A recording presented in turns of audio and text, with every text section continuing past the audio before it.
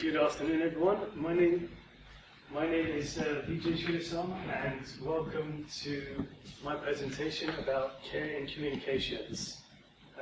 Just to start off, like I mentioned, my name is Vijay, and I'm an administrator for Athlone House Nursing Home, and I have been for about 18 months. And just off topic, I am actually doing my presentation about communications, which has nothing to do with my line of work, but there you go. One of the reasons why I am talking about communications is because I used to work in media. I used to work in media for about 5 years. I was freelancing. I've worked on independent short films, feature films. I've worked in television. I even worked on a Friday night project, if anyone remembers what that is. So basically, what my idea is about is care and communication, which is to explore how we can implement more visual content within our services as a way to kind of promote our services and to highlight a lot of the positive work that we do within the communities and within the services. It's a great way, I found out, which I'll explain in a minute, of training staff, as well as promoting those services to external stakeholders and to our patients as well. It was a great way to actually actively engage and receive feedback at the same time, because as you're seeing these services and the care that's implemented, you can see how people react and you can see the benefit that you're actually making. There's a very immediate thing about film. It doesn't lie. In most cases. This isn't a eulogy. Don't have a picture for you. This, if anyone is not aware, is someone called Alison Solomon. Now, Alison Solomon used to be, Jennifer, you know who Alison is. Alison Solomon was the former modern matron for continuing care services within CLCH. She covered 3 homes: Garside House, Athlone House, and PLK. And as a tribute for her retirement, I decided to make a 20-minute short film, which was a collection of video messages that I got from staff that had worked with Alison throughout the years, from staff, carers, to line managers, to service managers, that she worked very closely. And a lot of the positive feedback I got was astounding to me personally. I kind of thought that I was imposing a lot on people's busy day-to-day lives, but the amount of positive feedback I got was astounding, and people embraced the idea a lot, even though Alison was quite notoriously known for being quite strict. But I think people understood the idea that I was trying to present, and thought it would be a good idea to kind of send this tribute to her, to kind of have a bit more of a personal touch as opposed to, you know, writing a card. This was something a bit different, and this kind of opened the gates up into more work that I was able to do visually within CLCH. Some of these pictures are actually screenshots, because what that film that I did for Alison did was it enabled people to approach me about film work, because obviously, working as an administrator, people wouldn't think that I could do this. But I was approached by a few people, some of these service managers and the matrons for the rehab service. And now anyone who knows Athlone knows that Athlone House actually runs 2 services. There's a nursing home and a rehab centre. So I was approached by the rehab centre managers to do like a promotional video that encompassed all the rehab services within Westminster. So there was like Ellesmere House, which actually runs with Care UK, Farm Lane, there was Alexandra Unit, and of course Athlone House. And one of the good things about it is that it did give you an overview, and these are different services that cater the rehab within the community. For example, Ellesmere House is actually a home that's run by Care UK. Now, the only service that we provide there is through physio and through various other MDT disciplines. Just going on to a few more of the facts that I found out about video consumption within society at large. Now here's some of the few points. I was going to ask you to read through a few of those, so you can do, please. But one of the main points that I found here is that over 60 hours of video footage are uploaded onto YouTube per minute. Imagine that. That's a lot of video content, especially from someone who's working with it. I think that's quite a lot. One of the other main points that I think that sticks out isn't the facts. I mean, these are all well and good, but one of the facts that sticks out to me was the last point, where visual content drives engagement. Now, the reason why that sticks out to me is because I know that firsthand. I experienced that when I made that film for Alison Solomon, and I actively got that engagement from people. People had a personal reaction to it. She actually did cry when she first saw it, but that's another story.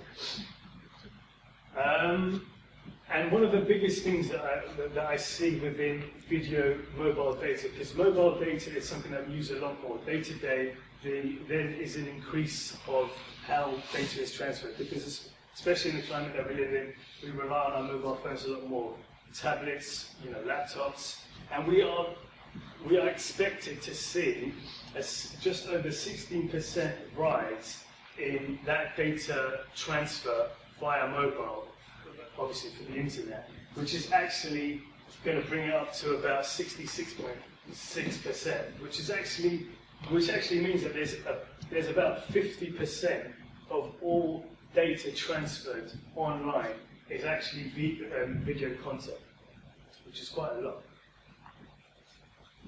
Now, one of the questions, when I realized this, one of the questions that came to mind was, what are CLCH doing about this? If you look at the website, there's probably like one video that I see. Now, having an artistic background, I see that, I think, okay, it's good, it's got the main points covered, it's quite generic. This is just my personal opinion. Now, having a reaction from the embedded services film that I had done, and from the video that I did with Alison, and also some filming that I did for the Rainbow Network, I thought to myself, how can CLCH take advantage of this? Well, first of all, they actually have to identify that a lot of services within CLCH that no one else has any idea about. Now, I did see recently that there's the introduction of the team sites, pages that will be implemented through the hub, where each team can kind of present and promote their service, which I think is a brilliant idea. But knowing what I know about how much of an impact visual media can make, I think it would be a great idea if there was some kind of visual content on those pages. Now, I'm not saying that I'm going to go to every single service and film, but there can be so much you can do with, just getting your mobile phone out and saying, look, my name is so-and-so, I'm working on this. Of course, keeping in confines with confidentiality as well. So by identifying these services, we can design and create these short film projects as a way to promote those services within, through the hub and within those services and all the services at large.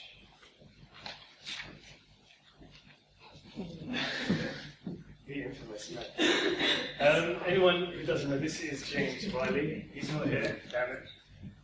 But I actually had the pleasure of meeting James on Thursday. There was a Christmas drinks and mince pie, and it was actually, just on a funny note, he did have the purple tongue because he was having too much red wine. But that's another story.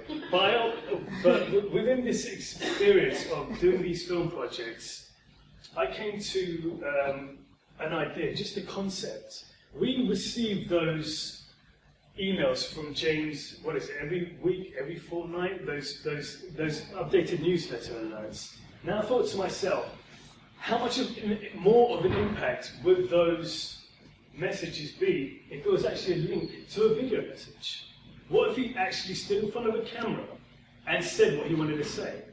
Don't get me wrong, I think a personal message written in the email is a good thing, and it does communicate his point across well, but how much more of an impact do you think that would make if it was a video message? I think it would make a lot more of an impact. And to be honest, I think you'd be less inclined to delete that email.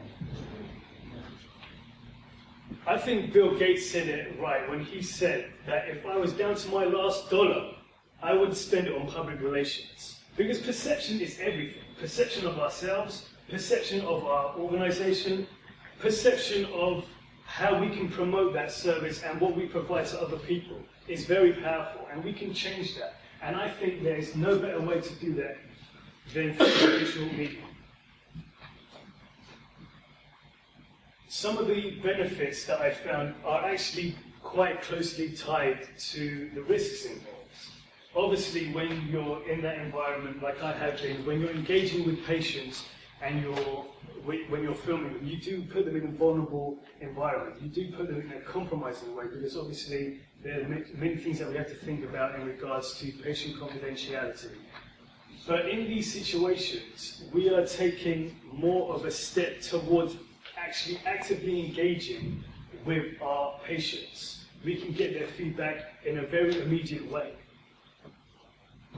Because we are actively engaging them, we are receiving their feedback, and we are creating something with them. And there's that connection that is being made there. And I think that it's important that every kind of interaction that you have, whether it's with a patient or it's with another member of staff, you are creating a connection. One of the main focuses of the care and communication plan I've put forward is to visualize that connection. Now, this is a quote that I came out with. This is my quote. And as a leader now, and a future leader within CLCH and anywhere else I go in my life, our vision is to promote and embody the best of the NHS. Now, how can we do that if we're limited by how much we see? And I think that I'm very limited by how much I can see of my organisation. I want to see more, and I want to show more. Thank you.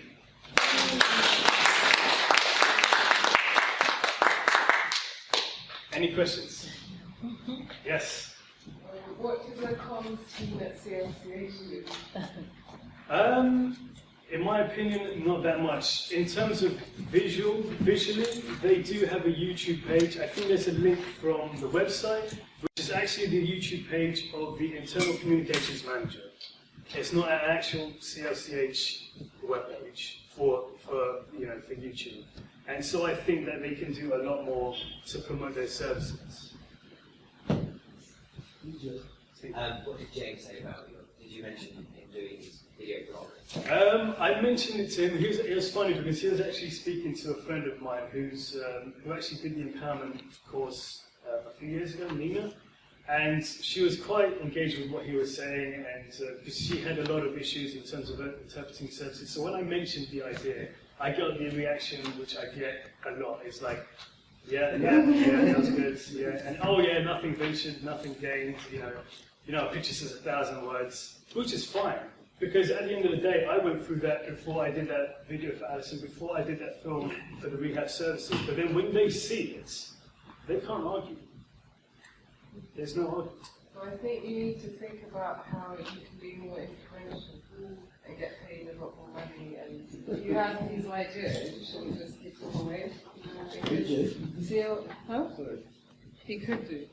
But I think he's capable of a lot more, and if the comms team are not actually doing this in the organisation, then he should be doing this. Is there any implication on ethnicity and diversity in terms of if we think about the blind? Have you thought any thoughts about covering or? To be honest, I think inclusion. To be honest, I think that should be something that can be addressed later on. But at the moment, because I think there's such a gap in what I would feel the basics of visual communication, I think that needs to be addressed first, because there is such a gap there. I don't think that we as an organisation promote ourselves so much as we should through visual communications. But as it expands, there would be those areas that need to be targeted. There is that patient information group that is being set up. Yeah, the patient engagement group. And maybe that is something that, a tool to go into CLCH to promote patient information virtually I do, yeah, I am aware of that, and I have actually given a lot of the work that I've done to the engagement office. But in my opinion, the lead has to be coming from the communications department. They're in charge of all of the communications for an organisation. And if I actually this was just off the top of my head. If you look back at, say, about the last 10 emails from the communications department, to me, one of the benefits of doing this is that there was a personal and emotional reaction to it, which film does that. But if you look back at all those communications from CLCH, a lot of them are to do with, you know, Parsons Green telephone lines are working. It's got nothing to do with actually promoting our services, which is probably one of the main things that communications department should be doing. I just wanted to say that I agree completely with what you're saying. I think we're talking in terms of the communications department. When I worked at Hamilton Fulham, there was a much larger communications team. There was a lot of people with a lot more skills, design skills, and they were able to create a lot more information that was more engaging, more fun. There used to be comic strips. There used to be team newsletters that would go out every week. Actually, it's a physical, like a newspaper. People would be engaging with it. And I think what's happened now is that communication's been highly condensed, communication team, and everything's become very genetic, stagnant. It's like everything's very corporate. And I think that's what is lacking. The personal side is lacking. And I agree, every time you get communications email, the first thing I do is open it and close it because I'm completely unengaged. And it's important what you're saying because, in my opinion, it adds to like the identity of what your organisation is, and that is important. What your impression is. And when people see these little projects, they have a different type of impression as opposed to the kind of generic things that you have on a website, like, we're here to deliver quality and care. Yeah, you are, but how are you showing that? Yeah, how can we see that? exactly how. That's a good question. Yeah, sorry. Have you seen any other trusts that kind of need revision or this? No, that is definitely something I would want to look into. Definitely, yeah. No, I just wanted to say it's a fantastic presentation, brilliant presentation skills when you engage the video. And I also wanted to say that through videos too, we can actually improve patient outcomes in terms of care. Because, for example, we work within CLCH and there's so many other organisations that I don't know about that can actually help patients that I see on a one-to-one basis. Yeah. And fair enough, we work within a certain department, but we need to be looking at the healthcare of individuals holistically, so whether it's weight management or stop smoking or and obviously seeing those videos, at least you know, oh, that seems there, that's how I can refer. So it's fantastic, really, really good. Thank you. Thank you.